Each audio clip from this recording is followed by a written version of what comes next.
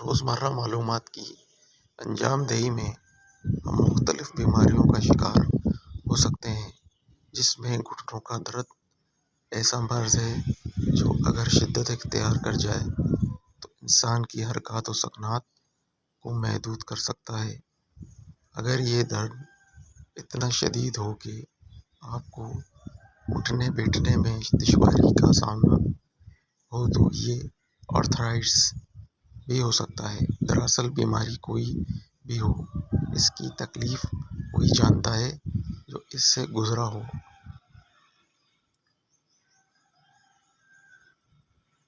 کچھ بیماریاں ایسی ہوتی ہیں جو وقت کے ساتھ جنم لیتی ہیں اور پھر ان کا علاج بھی ممکن نہیں رہتا۔ ایسی ہی بیماریوں میں گھٹنوں اور جوڑوں کا درد نہایت اہم اور قابل ذکر ہے۔ گھٹنوں اور جوڑوں کے مرض میں مبتلا ہزاروں مریض دن رات اس کی تکلیف سے گزرتے ہیں۔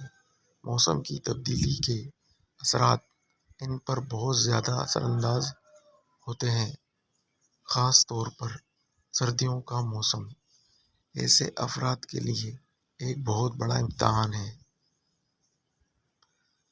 مردوں کی نسبت خواتین اس مرض کے زیادہ شکار ہوتی ہیں، خاص طور پر بچے کی پیدائش کے بعد انہیں جوڑوں اور گھٹنوں کے درد کے مسائل کا سامنا عام خواتین کے مقابلے میں زیادہ رہتا ہے۔ انسان جسم میں موجود جوڑ چلنے پھرنے، اٹھنے بیٹھنے اور زندگی کے تمام کام انجام دینے کے لیے بہت ضروری ہیں۔ اگر ان میں کمزوری آ جائے یا یہ اپنا کام کرنا چھوڑ دیں تو زندگی دوسروں کی محتاج بن جاتی ہے۔ گھٹنوں اور جوڑوں کے امراض کی کیا علامات اور وجوہات ہیں، اس کے بارے میں آگہی بہت ضروری ہے، اور ایسی صورت میں مریض کو کیا احتیاطی تدابیر اختیار کرنا چاہیے، یہ جاننا بھی بہت ضروری ہے تاکہ ان کو اپنا کر تکلیف سے نجات حاصل کی جا سکے۔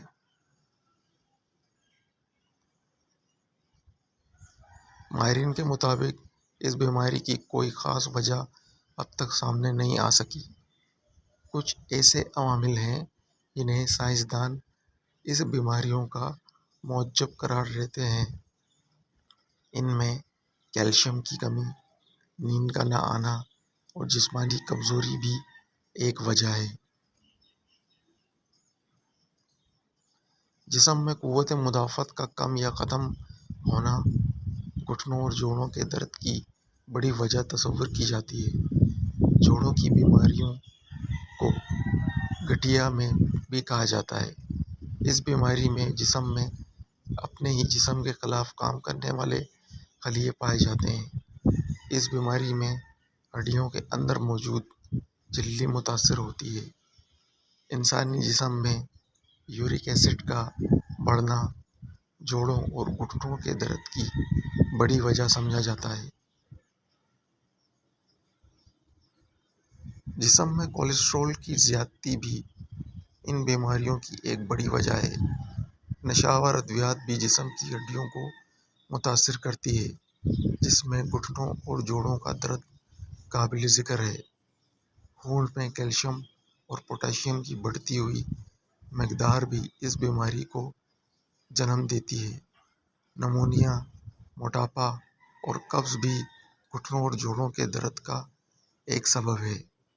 اس کے علاوہ دیر تک ایک ہی جگہ پر بیٹھے رہنا بھی درد کا سبب بنتا ہے۔